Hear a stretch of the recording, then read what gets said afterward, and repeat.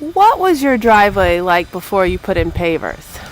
Well, we had our own built-in speed bump from a decaying asphalt driveway with one route going underneath.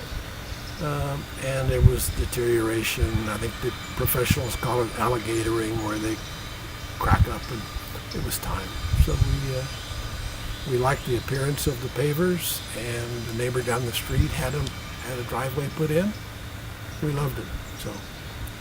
And what is something that is unique about having the paver driveway as opposed to the old driveway? Well, number one is curb appeal. Two is important to us is permeability. Instead of creating hard surfaces that contribute a lot of runoff that ultimately goes to the marsh, water is able to percolate through this, and we like that.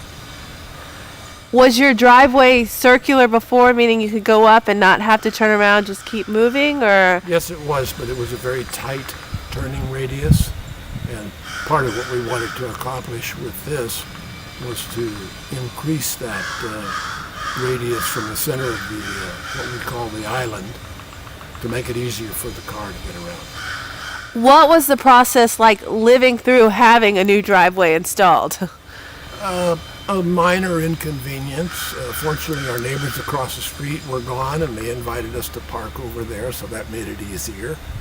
But I would say minimal inconvenience. You had to walk a few more steps to get to your car.